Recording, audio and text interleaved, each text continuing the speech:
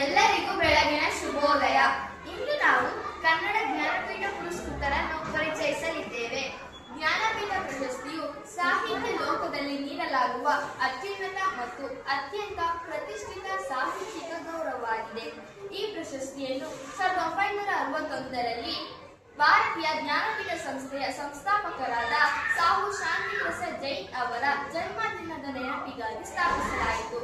ಮೊದಲ ಪ್ರಶಸ್ತಿಯನ್ನು 1965ರಲ್ಲಿ ಮಲಯಾಳಂ ಮಹಾಕವಿ ಜಿ ಶಂಕರ ಕುರುಪ್ ಅವರಿಗೆ ನೀಡಲಾಯಿತು. ಪ್ರಾರಂಭದಲ್ಲಿ ಈ ಪ್ರಶಸ್ತಿಯನ್ನು ಲೇಖಕರ ಅತ್ಯುತ್ತಮ ಏಕೈಕ ಕೃತಿಗೆ ನೀಡಲಾಗುತ್ತಿತ್ತು. ಕನ್ನಡ ಭಾಷೆಯು ಭಾರತದಲ್ಲೇ ಅತಿ ಹೆಚ್ಚು ಜ್ಞಾನಪೀಠ ಪ್ರಶಸ್ತಿಗಳನ್ನು ಪಡೆದ ಹೆಮ್ಮೆಯ ಭಾಷೆಗಳಲ್ಲಿ ಒಂದಾಗಿದೆ. ಇದುವರೆಗೆ ಕನ್ನಡಕ್ಕೆ ಒಟ್ಟು 8 ಜ್ಞಾನಪೀಠ ಪ್ರಶಸ್ತಿಗಳು ಲಭಿಸಿವೆ.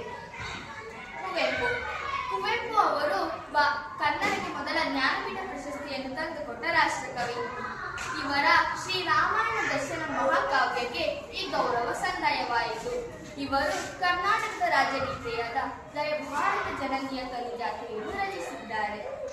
ದಾರಾ ಬೇಂದ್ರೆ ಅಂಬಿಕಾ ತನಯದತ್ತ ಕಾವ್ಯನಾಮದ ಕನ್ನಡದ ಮಾಂತ್ರಿಕ ಕವಿ ಎಂದು ಪ್ರಸಿದ್ಧರಾದ ಬೇಂದ್ರೆಯವರ 4 ತಂತಿ ಕವನ ಸಂಕಲನಕ್ಕೆ 1973ರಲ್ಲಿ ಜ್ಞಾನಪೀಠ ಪ್ರಶಸ್ತಿ ನೀಡಲಾಯಿತು. ಇವರ ಭಾವಗೀತೆಗಳು ಕನ್ನಡ ಸಾಹಿತ್ಯದ ಅಮೂಲ್ಯ ಆಸ್ತಿ. ಕೆ ಶಿವರಾಮ ಕಾರಂತ ಅವರು ನಡೆದಾಡುವ ವಿಶ್ವಕೋಶ ಎಂದು ಖ್ಯಾತರಾಗಿದ್ದಾರೆ. ಇವರ ಮೂಕತಿಯ ಕನಸುಗಳು ಎಂಬ ಕಾದಂಬರಿಗೆ 1977ರಲ್ಲಿ ಜ್ಞಾನಪೀಠ ಪ್ರಶಸ್ತಿಯು ಲಭಿಸಿತು. ಇವರು ಕಾದಂಬರಿ, ನಾಟಕ, ವಿಜ್ಞಾನ ಹಾಗೂ ಯಕ್ಷಗಾನ ರಂಗದಲ್ಲಿ ಅಪಾರ ಕೊಡುಗೆ ನೀಡಿದ್ದಾರೆ. ಮಾಸ್ತಿ ವೆಂಕಟೇಶ ಅಯ್ಯಂಗಾರ್ ಕನ್ನಡದ ಆಸ್ತಿ ಎಂದು ಕರೆಯಲ್ಪಡುವ ಮಾಸ್ತಿಯವರ ಚಿಕ್ಕವೀರ ರಾಜೇಂದ್ರ ಐತಿಹಾಸಿಕ ಕಾದಂಬರಿಗೆ 1983ರಲ್ಲಿ ಜ್ಞಾನಪೀಠ ಪ್ರಶಸ್ತಿ ನೀಡಲಾಯಿತು. ಇವರು ಸಣ್ಣ ಕಥೆಗಳ ಜನಕ ಎಂದು ಪ್ರಸಿದ್ಧರಾಗಿದ್ದಾರೆ. ವಿ.ಕೃ ಗೋಕಾಕ್ ಅವರಿಗೆ 1990ರಲ್ಲಿ ಭಾರತ ಸಿಂಧು ರಶ್ಮಿ ಎಂಬ ಮಹಾಕಾವ್ಯಕ್ಕೆ ಜ್ಞಾನಪೀಠ ಪ್ರಶಸ್ತಿ ಬಂದಿತು. ಇವರು ಪ್ರಸಿದ್ಧ ನವ್ಯ ಸಾಹಿತಿ ಹಾಗೂ ಪ್ರಸಿದ್ಧ ಗೋಕಾಕ್ ಚಳುವಳಿಯ ನೇತೃತ್ವ ವಹಿಸಿದ ಶಿಕ್ಷಣ ತಜ್ಞರು. ಯು.ಆರ್. ಅನಂತಮೂರ್ತಿ ಕನ್ನಡದ ಪ್ರಮುಖ ನವ್ಯ ಸಾಹಿತಿ ಮತ್ತು ಚಿಂತಕರು. ಇವರ ಸಮಗ್ರ ಸಾಹಿತ್ಯದ ಜೀವಮಾನದ ಕೊಡುಗೆಗಾಗಿ 1994ರಲ್ಲಿ ಜ್ಞಾನಪೀಠ ಪ್ರಶಸ್ತಿ ಲಭಿಸಿತು. ಸಂಸ್ಕಾರ ಇವರ ಅತ್ಯಂತ ಪ್ರಸಿದ್ಧ ಕಾದಂಬರಿಗಳಲ್ಲೊಂದು.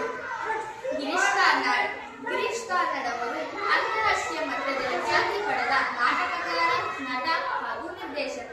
ಇವರ ಸಮಗ್ರ ನಾಟಕ ಹಾಗೂ ಸಾಹಿತ್ಯ ಕೊಡುಗೆಗಾಗಿ 1998ರಲ್ಲಿ ಜ್ಞಾನಪೀಠ ಪ್ರಶಸ್ತಿ ಬಂದಿತು.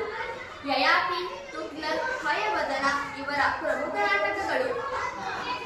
ಚಂದ್ರಶೇಖರ ಕಂಬಾರ ಕನ್ನಡದ ಪ್ರಸಿದ್ಧ ಕವಿ, ನಾಟಕಗಾರ, ಜಾನಪದ ತಜ್ಞ ಮತ್ತು ನಿರ್ದೇಶಕರು.